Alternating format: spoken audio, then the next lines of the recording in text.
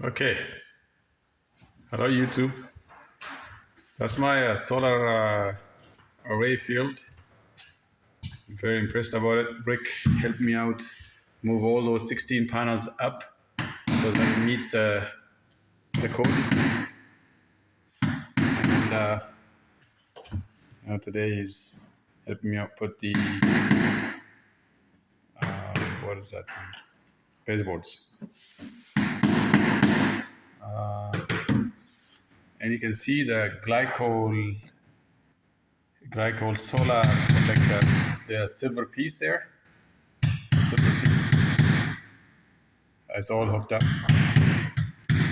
And now I'm installing these fan coils. These fan coils. Also, you can see my flooring is done. So I'm starting installing door jams now. My electrical is also 95% done. I need to hook it up. But right now, I myself am working on the fan coil.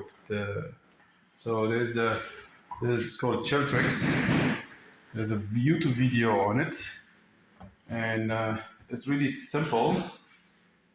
What I've been doing so far is I've been hooking up these flexible tubes.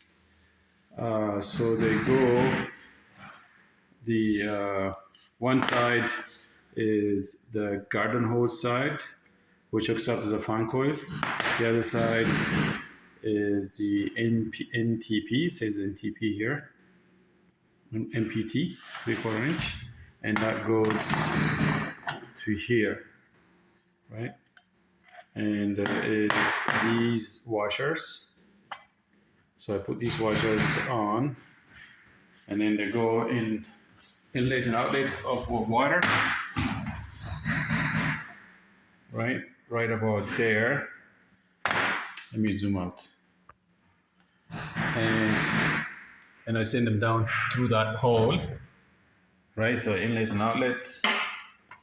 I did one already. So basically, the way it works is there's a fan here, and there is the relay controller, these wires. They send out 24 volt when the machine is calling for a glycol or water to cool or heat the house. So just like the way in a car, a glycol will flow through here, just like in a radiators in a car, and then if it's hot in a hot water tank, that's what flows in a car. In this inside there's fins and stuff, and then the fan will blow air out. So it's very simple. And then if you cool your water with the heat pump, AC, cool it down, and same thing. So you send 24 volt, it opens up a zone valve, which I have to install later, and then it turns on a circulating pump. So I have all that downstairs. So I'm going around each room and installing these. And one thing I noticed is that, so yeah, you can see I finished my floors here. One thing I noticed that I may not even need these fan coils, right? So I also installed these IKEA cabinets. I have a design for IKEA wardrobes. Going back, I may not even need this as much. It may not even be used as much, because if I keep the temperature down below, so this morning, the house is so tight, so well insulated. It's amazing. I'll show you in a bit. I'm gonna finish my train of thoughts. You can see here also, yeah, this one I just completed it. As you can see this leg here, it's a good thing is you don't see the tubes. See, the tubes are behind it, you don't see them. And yeah, so now I got the IKEA wardrobe setup in every room. Now I'll show you using my phone. I'll show you my temperature. So I set the temperature this morning. Outside is -2. I set the temperature here. I'm not kidding you. Okay. I set the temperature. It was at 75 in the morning. So I want to turn it down. I set it to 72. Actually, it was at 75. I set it to 72. It actually went up to 76. So this means that these concretes are holding the heat for a long, long time. You can see those tubes, there's tubes going into the concrete, and it's heating the house. It's heating the house. Oh, I did a lot of cleanup. And the heat transfers upstairs, and it keeps the upstairs really, really comfortable. The only time that's bad is when it gets to, even at -10, it's still okay. At -15, you need a heat up there. So it's -15 outside, Celsius I'm talking about, -15 Celsius. I mixed up Fahrenheit and Celsius. So -27, so very few times in January and February that happens. Otherwise, if you keep this at even 70 Fahrenheit, it will still be comfortable. The temperature everywhere is even. It's amazing about ICF house. Like, so comfortable inside.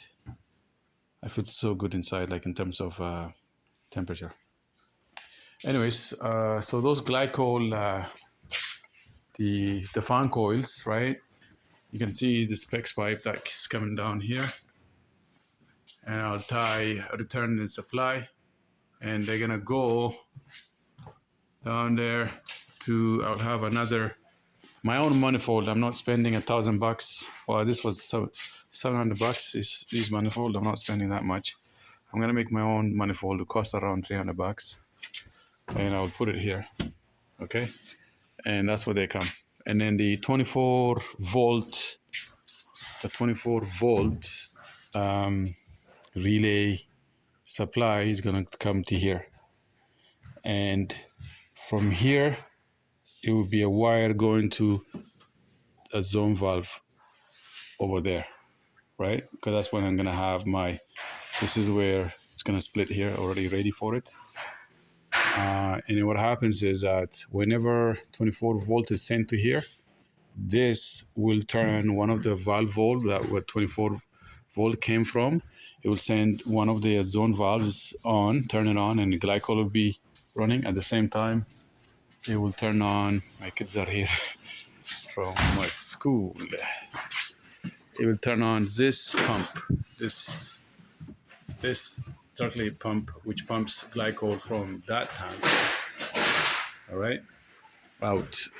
And then it will start the house for.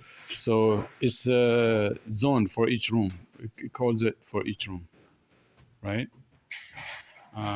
So that's what I want to talk about today.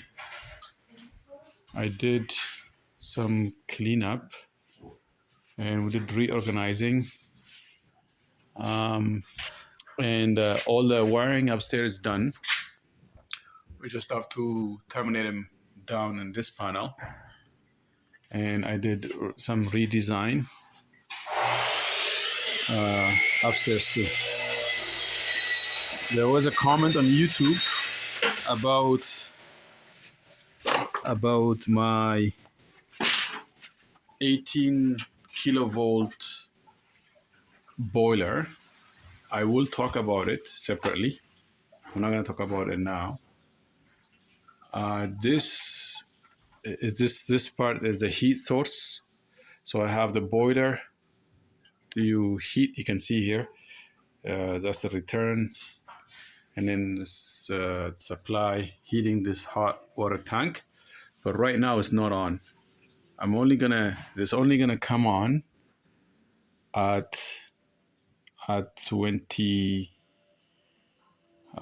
when outside temperature is -15 Celsius. The way I have things hanging down here, this is also there's very low current but high voltage, 240 volts there. Whenever the heat pump is outside, it will send that much voltage to, supposed to be, I have to get a relay for that. It will send it to a relay. When the relay will close a contact and it turns it on. So this is controlled by the heat pump outside. When the heat pump is not running, it will tell this thing to come on, and this thing will heat the hot water tank. But in the future, I want my solar collector outside to be the main source of heat. And when that's not working, it will tell the heat pump outside to come on. When that's not working, it will tell this boiler to come on. So the boiler is the last resort. 18 kilowatt at minus 30, at minus 35, right? Like, if this probably will be on for like maybe 10, 20 days in winter. Otherwise, it's just going to sit off. It will never come on because I have a heat pump outside, right? But I will talk about it, how I hooked it up and what changes I made before, because it was on a 200 amp panel over there, and I moved it over to 100 amp panel, and I'll talk about those reasons why I did that. And it's a better design. Okay, so these are also my pipes coming in from my solar collector. So through the winter, the next 10 days, I have to hook it up to a pump and then start circulating into the domestic hot water. There's a coil there I need to circulate it on. So that bunch of mess that you guys see, I have to cut it up and then reconnect it so it heats up the domestic hot water, and then see how it does. So let's see. So I can show you the tubes for those. I haven't hooked it up yet. The solar hot water tubes. By the way, this is a Chinese-made Fancoil. It's too big. I may use it in the future down below. So these are the tubes. I'm not gonna take it out, but I'm just gonna peek. So you can see these are vacuum tubes. As you can see, this is thermos. Sinat is back. Hello, Sinat. You back from school? Yeah. Say hi. Say hi. No, I'm good. You good? So we got this rod, this copper rod, right? Is the one that gets heated up by the solar collector manifold through the glass furnace in there. Okay, so these ones is 10 in one box. 32 of them I got installed in one array field. I'm gonna show you. Yeah. So over there are spots for 64, each of them 32. So I'm gonna, at some point when I have heat circulating, I'm gonna install those tubes there and it will produce me heat. I got all this connected and I submitted an application to Ontario Hydro to connect to the grid. It should be connected in the next couple of weeks. All right, that's all I have. Updating you everything in general. Thank you so much for watching. Please subscribe. Hit the notification bell. Please help me reach 1,000 subscribers. I am trying my best, I think. I don't have much time, but I think I'm trying my best. There's stuff to learn. So I appreciate it. Thank you.